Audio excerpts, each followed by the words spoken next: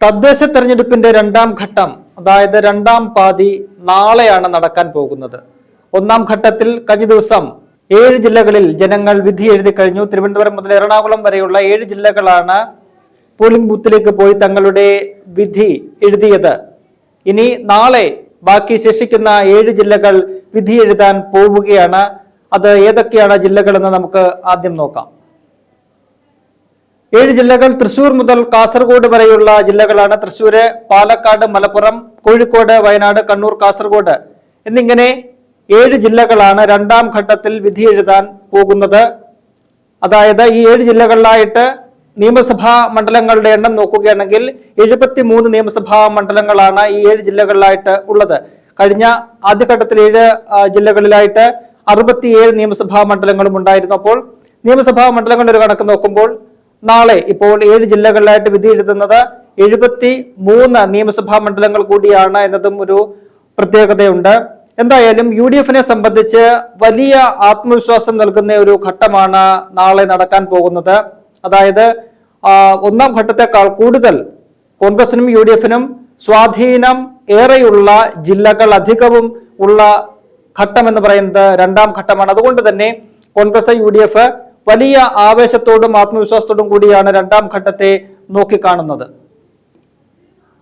രണ്ടാം ഘട്ടത്തിൽ ആകെ വോട്ടർമാർ 1,53,37,125 ആണ്. സ്ത്രീകളാണ് ഏറ്റവും കൂടുതൽ വോട്ടർമാരായിട്ടുള്ളത്.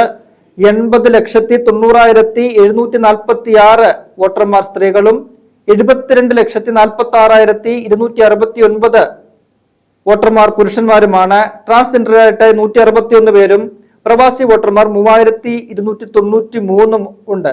അതായത് സ്ത്രീ വോട്ടർമാരാണ് ഈ നാളെ പോളിംഗ് ബൂത്തിലേക്ക് പോകുന്നവരിൽ അധികവുമുള്ളത്. സ്ത്രീകൾ കൂടുതൽ തങ്ങളുടെ സമ്മതിദാനാവകാശം വിനിയോഗിക്കുന്ന ഒരു കാഴ്ച നമുക്ക് രണ്ടാം ഘട്ടത്തിൽ കാണാൻ കഴിയുമെന്നാണ് പ്രതീക്ഷിക്കുന്നത്. രണ്ടാം ഘട്ടത്തിൽ 604 തദ്ദേശ സ്ഥാപനങ്ങളാണ് വിധി എഴുതുന്നത്. ആദ്യഘട്ടത്തിൽ അത് 595 ആയിരുന്നു. ആകെ 1200 തദ്ദേശ സ്ഥാപനങ്ങളാണ് കേരളത്തിൽ ഉള്ളത്. അതിൽ മട്ടന്നൂര് ഒഴികെയുള്ള 1199 തദ്ദേശ സ്ഥാപനങ്ങളാണ് ഈ തദ്ദേശ തെരഞ്ഞെടുപ്പിൽ വിധി എഴുതുന്നത്. ഒന്നാം ഘട്ടത്തിൽ 595 തദ്ദേശ സ്ഥാപനങ്ങൾ വിധി എഴുതി.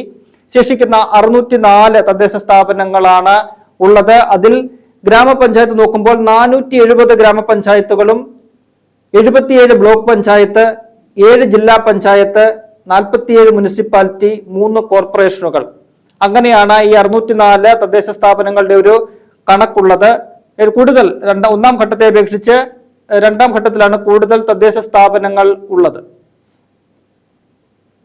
ആകെ വാർഡുകളുടെ എണ്ണം നോക്കുകയാണെങ്കിൽ 12,408 വാർഡുകൾ, അതായത് ഈ 604 തദ്ദേശ സ്ഥാപനങ്ങളിലായിട്ട് 12,408 വാർഡുകളാണ് നാളെ വിധി എഴുതാൻ പോകുന്നത്. സ്ഥാനാർത്ഥികളുടെ എണ്ണം നോക്കുമ്പോൾ 39,013 സ്ഥാനാർത്ഥികളുമുണ്ട്.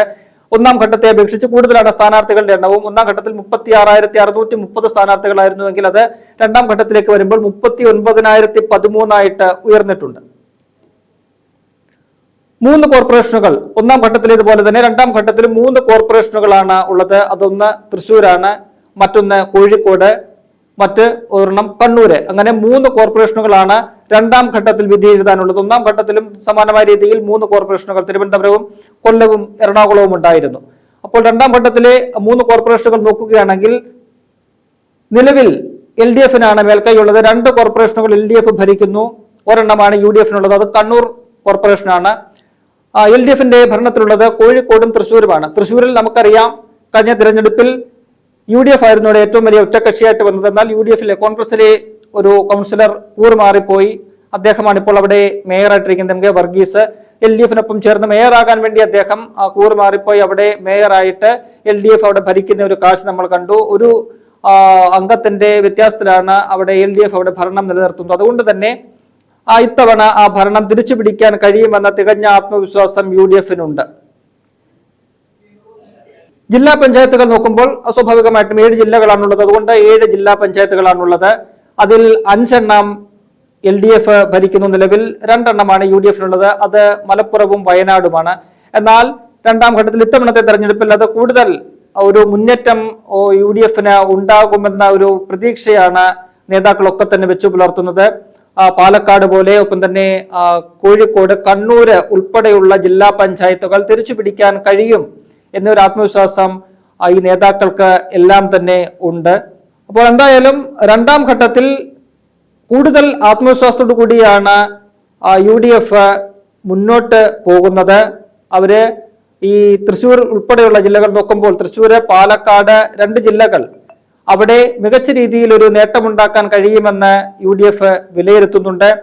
പാലക്കാട് നഗരസഭ BJP ഭരിക്കുന്ന 2 നഗരസഭകളിൽ ഒന്നാണ് പാലക്കാട്. രണ്ടാം ഘട്ടത്തിൽ അതാണ് ആ ഒരു നഗരസഭയാണ് ജനവിധി കുറിക്കാൻ പോകുന്നത്.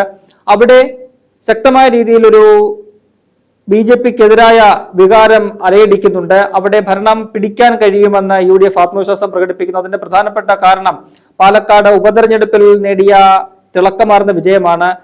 ആ ഉപതെരഞ്ഞെടുപ്പിൽ 18,000-ലധികം വോട്ടിന്റെ ഭൂരിപക്ഷം കോൺഗ്രസിന്റെ രാഹുൽ മങ്കൂട്ടത്തിന് ലഭിച്ചപ്പോൾ 5,000-ലധികം വോട്ടുകളുടെ ഭൂരിപക്ഷമാണ് പാലക്കാട് നഗരസഭ നൽകിയത്. അതുകൊണ്ട് തന്നെ ആ നഗരസഭ തിരിച്ചുപിടിക്കാൻ കഴിയുമെന്ന് കോൺഗ്രസും UDFും ഉറച്ചു വിശ്വസിക്കുന്നു. മാത്രവുമല്ല, ജില്ലയിൽ ഒന്നാകെ നോക്കുമ്പോൾ BJP അവിടെ തകർന്നു നിൽക്കുന്ന സാഹചര്യമാണ്. CPM-നെ സംബന്ധിച്ചും വലിയ രീതിയിൽ വിഭാഗീയത, കൊഴിഞ്ഞാമ്പാറയിലുള്ള പ്രദേശങ്ങളിൽ വിഭാഗീയത അതിരൂക്ഷമായിട്ട് നിലകൊള്ളുന്നു. പാർട്ടിക്കുള്ളിൽ പടലപ്പിണക്കങ്ങൾ ഏറെയാണ്. മുൻ MLA, ഷൊർണൂർ MLA ആയിരുന്ന PK ശശി, അദ്ദേഹത്തെ അനുകൂലിക്കുന്ന ഒരു വിഭാഗം മണ്ണാർക്കാട് ഉൾപ്പെടെയുള്ള പ്രദേശങ്ങളിൽ ഒറ്റപ്പെട്ട പാർട്ടിക്ക് എതിരായിട്ട് നിലനിൽക്കുന്ന ഒരു സാഹചര്യമുണ്ട്. അതുകൊണ്ട് തന്നെ പാലക്കാട് ഇത്തവണ UDF വലിയൊരു മുന്നേറ്റം നടത്താൻ സാധ്യതയുണ്ട്. പിന്നീട് മലപ്പുറമാണ്. മലപ്പുറം സ്വാഭാവികമായിട്ടും എല്ലാ കാലത്തും UDFനും ഒപ്പം നിൽക്കുന്ന ജില്ലയാണ്. അവിടെ കൂടുതൽ, കഴിഞ്ഞ തവണത്തേക്കാൾ കൂടുതൽ തിളക്കമാർന്ന ഒരു വിജയമാണ് ലക്ഷ്യമിടുന്നത്.